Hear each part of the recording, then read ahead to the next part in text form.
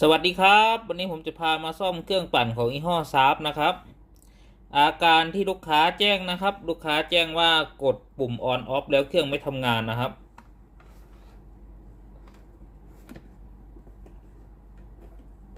ปุ่มฝั่งนี้นะครับปุ่ม on off นะครับตัวนี้เครื่องไม่ทำงานนะครับตัวโวลูมไม่สามารถปรับความแรงได้นะครับแต่ว่าปุ่มฝั่งนี้นะครับสามารถใช้งานได้ตามปกตินะครับอาการที่ลูกค้าแจ้งเดี๋ยวพาเทสเครื่องเพื่อหาสาเหตุกันครับ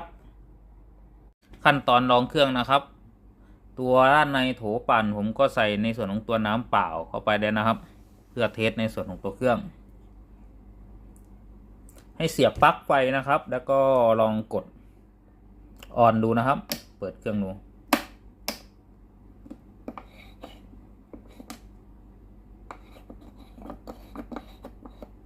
ตัวนี้ไม่ปั่นเลยนะครับลองกดอีกฝั่งหนึ่งนะครับ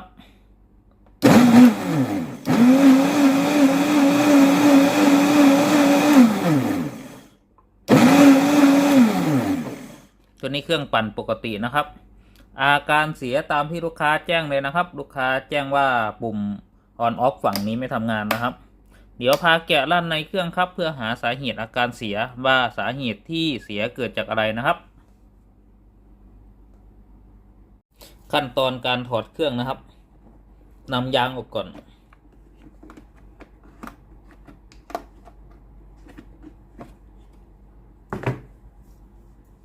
ถอดน็อตเฟือง1 ตัวครับ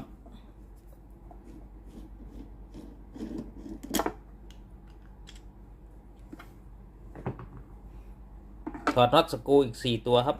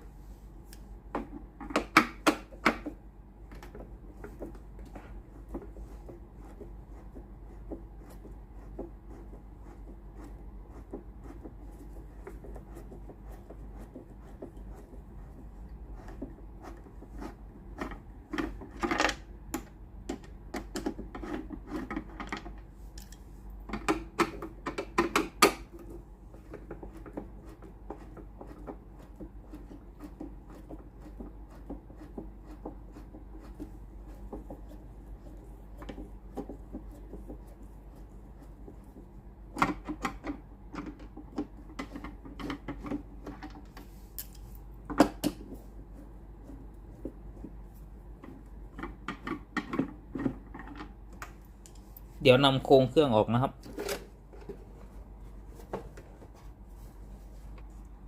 เมื่อเราแกะเข้ามาด้านในของตัวเครื่องนะครับเดี๋ยวผมแนะนำชิ้นส่วนต่างๆภายในตัวเครื่องนะครับตัวนี้ก็คือมอเตอร์ตัวใหญ่นะครับใช้สำหรับหมุนปั่นนะครับตัวนี้รับไฟ220 โวลต์ VAC นะครับตัวมอเตอร์ส่วนตัวนี้คือตัวโทโมสตัตนะครับตัวตัดอุณหภูมิเมื่ออุณหภูมิที่มอเตอร์นะครับก็คือตัวใหญ่นี่มอเตอร์อุณหภูมิเกินนะครับตัวนี้ก็จะทำการตัดอัตโนมัตินะครับก็รอให้เครื่องเย็นแล้วมากดตรงนี้เป็นปุ่มรีเซ็ตนะครับส่วนตัวนี้ก็เป็นแผงวงจรนะครับแผงควบคุมเป็นเหมือนวงจรหลีไฟนะครับสายหลักการก็คือไฟป้อนเข้ามานี่นะครับก็ใช้ในส่วนของตัวโวลูมก็คือโวลูมด้านหน้าตรงนี้นะครับใช้การปรับความต้านทานนะครับเพื่อให้มอเตอร์ปั่นเบาปั่นแรงนะครับขึ้นอยู่กับเราหมุนในส่วนของตัวโวลูมนะครับซึ่งทำงานควบคู่กับในส่วนของตัวสวิตช์ออนออฟตัวนี้นะครับสองฝั่งนี้นะครับโวลูมกับฝั่งนี้ทำงานคู่กันนะครับซ้ายในส่วนของตัวแผงนี้นะครับเป็นตัวกำหนดว่าจะให้ความเร็วของมอเตอร์เบาหรือแรงนะครับส่วนฝั่งนี้จะไม่ผ่านในส่วนของตัวแผงควบคุมนะครับก็คือไฟถ้ากดลงมาแล้วก็จะวิ่งเข้าในส่วนของตัวมอเตอร์เลยนะครับไม่มีการผ่านเลยนะครับตัวนี้ฝั่งนี้ก็จะมีอะไรอีก1 ตัวนะครับตัวนี้ก็ไมโครสวิตช์นะครับไมโครสวิตช์ตัวนี้ทำหน้าที่ตรวจสอบในส่วนของตัวโถปั่นนะครับเมื่อไม่ใส่โถปั่นเครื่องจะไม่ทำงานนะครับตัวนี้ต่อผ่านไฟ AC นะครับ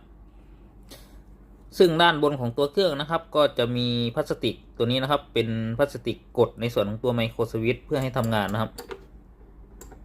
ให้ไฟ220 โวลต์ต่อนะครับ ตัวนี้ก็ดูได้กันนะครับว่าในส่วนของตัวพลาสติกสีขาวตัวนี้สึกหรือเปล่านะครับ ถ้าสึกก็กดไม่โดนไมโครสวิตช์นะครับเครื่องก็ไม่ทำงานเหมือนกันนะครับ ก่อนที่ผมจะพาซ่อมตัวเครื่องนะครับ เดี๋ยวมาดูวงจรไฟฟ้าเบื้องต้นก่อน เมื่อเราเสียบปลั๊กไฟ220โวลต์ก็คือไฟบ้านนะครับ ผ่านทางปลั๊กไฟก็คือปลั๊กสายนี้นะครับ ไฟก็จะต่อขึ้นมาตรงนี้นะครับ เป็นสายกาวแล้วก็สายไฟ2เส้นนะครับ สายสีน้ำเงินเข้มแล้วก็สายสีน้ำตาล เราจะดูในส่วนของตัวสายสีน้ำตาลก่อน ไฟสายสีน้ำตาลก็จะวิ่งเข้ามาในส่วนของตัวโทโมสตัตก็คือตัวนี้นะครับทำหน้าที่เมื่ออุณหภูมิของมอเตอร์ตัวนี้เกินนะครับ ตัวนี้ร้อนก็จะดีดตัวนะครับ ก็จะตัดไฟบ้านเลยไม่ให้ไปเลี้ยงในส่วนของตัวมอเตอร์นะครับ ปกติตัวโทโมสตัตนี้นะครับ ไฟจะต้องต่อถึงกันต่อออกมาทางสายสีแดงนะครับเส้นใหญ่แล้วก็เข้ามาที่ขั้วมอเตอร์ เข้ามารอที่แปลงถ่านนะครับของขั้วมอเตอร์นะยังไม่ทำงานนะครับเพราะยังไม่ครบวงจร มาดูวงจรไฟฟ้าสายสีน้ำเงินนะครับ สายสีน้ำเงินก็จะวิ่งเข้ามาที่ไมโครสวิตช์ก็คือไมโครสวิตช์ตัวนี้นะครับ ตัวไมโครสวิตช์จะยังไม่ต่อถึงกัน จะต่อถึงกันได้ก็ต่อเมื่อเราใส่ในส่วนของตัวโถปั่นนะครับ ตัวเดือยของโถปั่นก็จะมากดพลาสติกสีขาวนี่นะครับ แล้วก็จะไปโหลดในส่วนของตัวไมโครสวิตช์ให้ไมโครสวิตช์ต่อถึงกันนะครับ ก็ต้องดูว่าพลาสติกสีขาวนี้สึกหรือเปล่านะครับ ถ้าพลาสติกสีขาวตัวนี้มีการสึกหรอนะครับ ตัวนี้ก็จะกดไม่ถึงนะ เวลาเราเทสว่าพลาสติกสีขาวตัวนี้สึกหรือเปล่าก็ให้เรามองดูก็ได้ครับว่าสึกหรือเปล่า หรือเราไม่ต้องใส่โถปั่นก็ได้ใช้อะไรกดในส่วนของตัวนี้นะครับเด็กแหลมๆกดเข้าไปให้มันต่อถึงกันนะครับถ้าเครื่องทำงานได้ก็แสดงว่าพลาสติกสีขาวตัวนี้สึกนะครับ เมื่อไมโครสวิตช์นะครับต่อถึงกันแล้วไฟก็จะจ่ายมาที่สายสีขาวนะครับ เข้ามาที่สวิตช์ตัวแรกนะครับก็คือสวิตช์ตัวนี้ที่เรากดครั้งแรกแล้วมอเตอร์ทำงานนะครับ ก็คือสวิตช์ตัวนี้นะครับเวลาเรากดนะครับตัวนี้เป็นสวิตช์กดแล้วก็ปล่อยนะครับ เมื่อมีการกดสวิตช์ตัวนี้นะครับไฟก็จะต่อมายังสายสีแดงนะครับสายสีแดงก็คือสายเส้นนี้นะครับ ก็จะวิ่งเข้ามาในส่วนของตัวแผงบอร์ดนะครับตัวแผงบอร์ดนะครับซึ่งด้านล่างของลายปิ้นนะครับก็จะจ้ำอยู่กับสายสีดำก็คือสายนี้นะครับต่อถึงกันนะสายสีแดงแล้วก็สายสีดำนะครับด้านใต้ของปิ้นนะครับก็จะวิ่งเข้ามาในส่วนของตัวมอเตอร์ก็คือสายสีดำตัวนี้นะครับเข้ามาเลี้ยงในส่วนของตัวแปลงถ่านของมอเตอร์ครบวงจรนะครับมอเตอร์ก็จะหมุนนะครับหลังจากที่ไฟต่อจำถึงกันนะครับสายสีขาวจำมาฝั่งนี้นะก็จะเข้ามาในส่วนของสวิตช์ออนออฟก็คือสวิตช์นี้2ขั้วนี้ก็จะจำกันไว้สวิตช์ออนออฟฝั่งนี้นะครับรอการทำงานนะครับเมื่อมีการกดออนขั้วสวิตช์ฝั่งนี้ก็จะต่อมาฝั่งนี้นะครับแล้วไฟก็จะต่อมายังสายสีขาวเข้ามาเลี้ยงในส่วนของตัววงจรฝั่งนี้นะครับสายนี้มอเตอร์ยังไม่ทำงานนะครับต้องรอวงจรนี้ทำงานก่อนผมจะพาวิเคราะห์อาการเสียก่อนนะครับว่าสาเหตุที่เสียเวลาเราซ่อมเราจะซ่อมจุดไหนนะครับสวิตช์ฝั่งนี้สามารถใช้งานได้ตามปกติเราไม่ต้องยุ่งกับมันนะครับเราก็ต้องมาซ่อมในส่วนของตัวสวิตช์ออนออฟครั้งแรกเราก็ต้องวัดดูว่าสวิตช์ออนออฟตัวนี้เสียหรือเปล่านะครับมดเข้าไปหรือเปล่าถ้าสวิตช์ออนออฟตัวนี้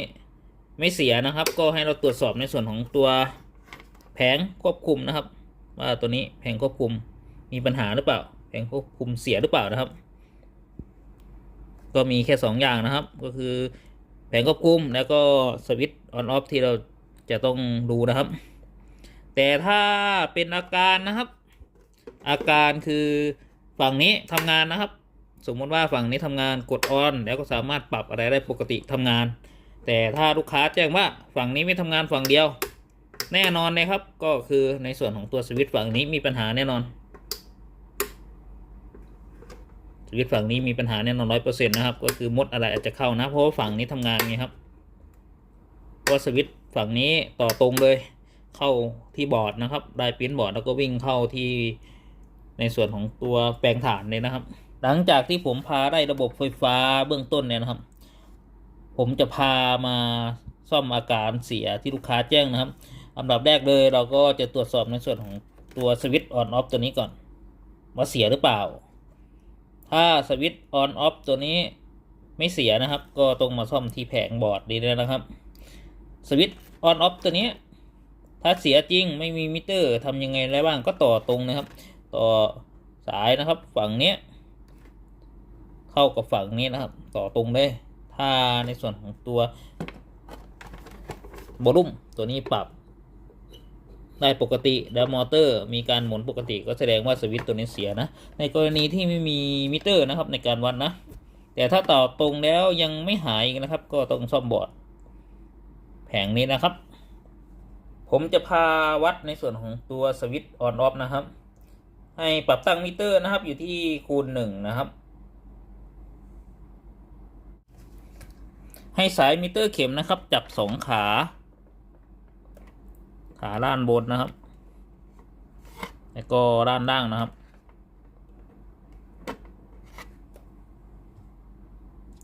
จากนั้นก็ออนสวิตช์นะครับให้สังเกตเข็มมิเตอร์นะครับตัวนี้เข็มมิเตอร์ขึ้นนะครับออฟนะครับออนนะครับเข็มมิเตอร์ขึ้นนะครับก็แสดงว่าสวิตช์ออนออฟปกตินะครับเมื่อสวิตช์ออนออฟปกตินะครับตัวนี้เราก็ไม่ต้องไปยุ่งเกี่ยวกับมันนะครับเราก็ไปซ่อมที่บอร์ดนะครับหลังจากที่ผมตรวจสอบในส่วนของตัวสวิตช์แล้วสวิตช์ดีนะครับเราก็จะมาแกะในส่วนของตัวแผงวงจรเพื่อซ่อมหรือถ้าใครไม่อยากซ่อมในส่วนของตัวแผงวงจรก็ซื้อมาเปลี่ยนใหม่นะครับแกะน็อตสกรูออก3ตัว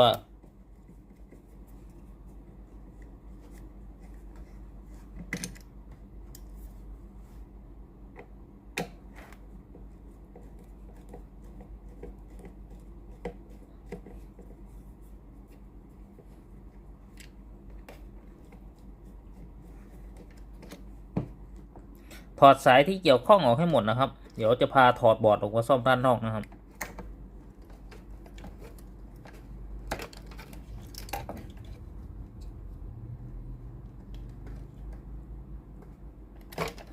ตัวนี้ก็จะซ่อมเฉพาะบอร์ดนะครับหลังจากที่ถอดบอร์ดออกมาจากวงจรนะครับส่วนมากอาการนี้นะครับพวกไดโอดรีเซสเตอร์คาปาซิเตอร์พวกนี้ไม่ค่อยเจอเสียนะครับที่เสียก็คือในส่วนของตัวไตแอกนะครับตัวที่ติดอยู่ที่ปิ้นนี่นะครับที่มีแผ่นระบายความร้อนเดี๋ยวผมพาถอดในส่วนของตัวไตแอกตัวนี้ออกจากวงจรนะครับ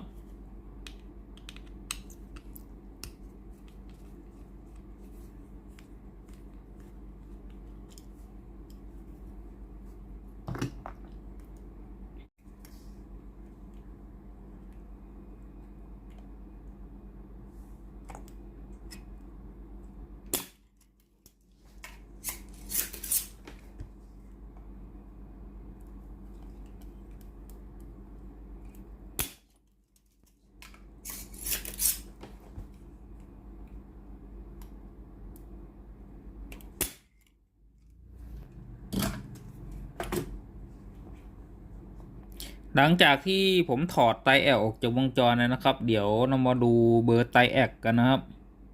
เบอร์ไตแอก BTA24นะครับ600 CW นะครับผมก็จะเปลี่ยนตัวใหม่เข้าไปนะครับเบอร์เดียวกันนะครับเพราะว่าอาการนี้ที่ผมเคยซ่อมมานะครับมีแต่ไตแอกเสียอย่างเดียวนะครับอย่างอื่นผมก็ไม่เจอเสียนะครับเดี๋ยวจะใส่ตัวใหม่เข้าไปในวงจรนะครับ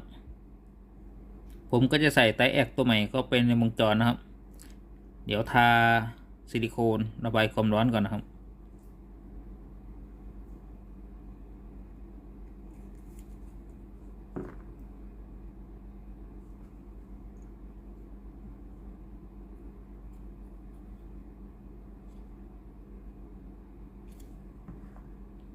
ขันน็อตสกรู1 ตัวครับ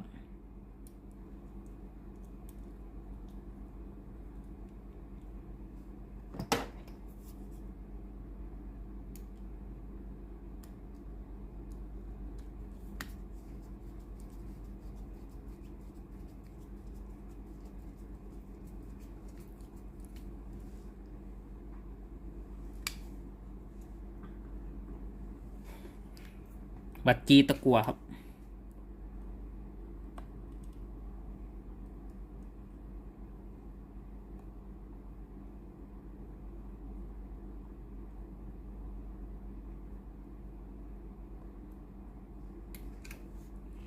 ด่างทำความสะอาดปิ้นด้วยเทนเนอร์ครับ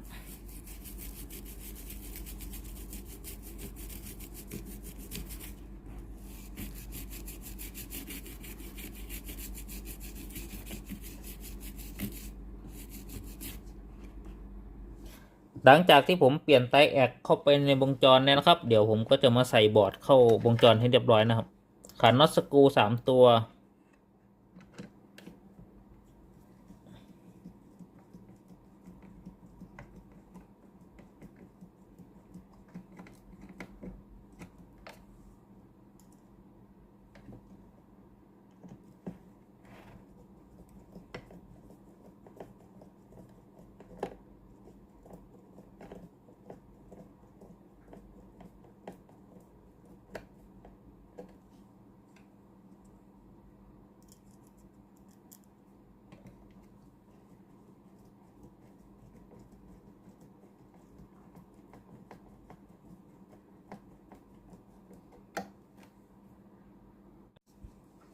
จากนั้นเราก็จะใส่สายเข้าไปในวงจรนะครับ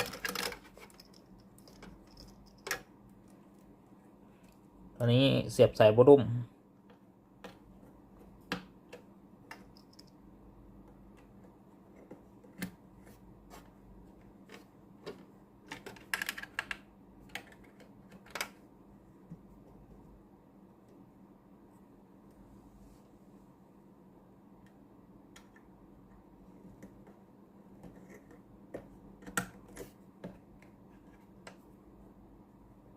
ตอนนี้สายมอเตอร์นะครับ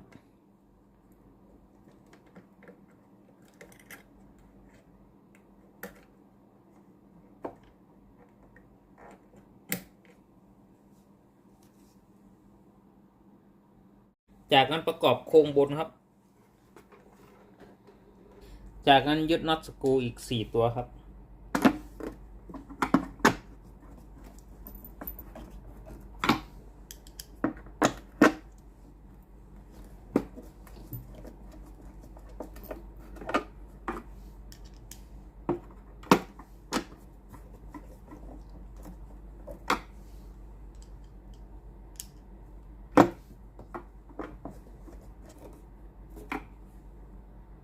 จากนั้นใส่เฟืองบนครับ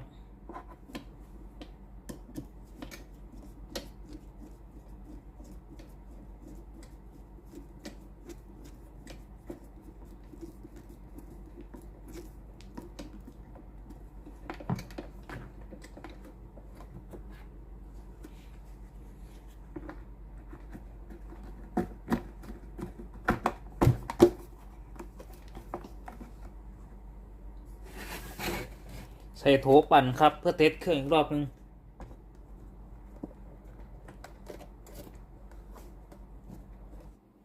หลังจากที่ประกอบเครื่องเสร็จเรียบร้อยแล้วนะครับเดี๋ยวพาเทสระบบเครื่องอีกรอบนึงเสียบปลั๊กไฟนะครับลองกดฝั่งนี้ดูก่อนนะครับ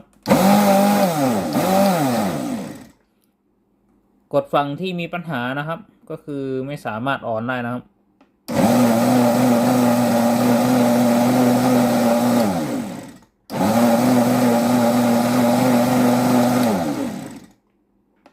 เดี๋ยวลองปรับโวลูมดูนะครับ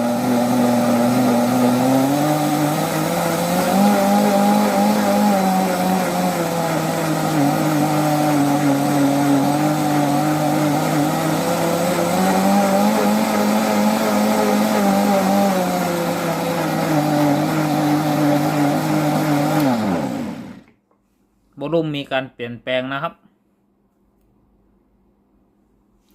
ถ้าสมมติว่าเราปรับโวลูมนะครับ หมุนขึ้นมาประมาณนี้เครื่องก็ยังไม่ติดนะครับ มาติดอยู่ช่วงนี้นะครับ หรือช่วงนี้ก็แสดงว่าตัววอลลุ่มปรับมีปัญหานะครับ ปกติถ้าอยู่ตรงนี้นะครับ ปรับต่ำสุดนะครับ เวลาเปิดเครื่องจะต้องติดนะครับ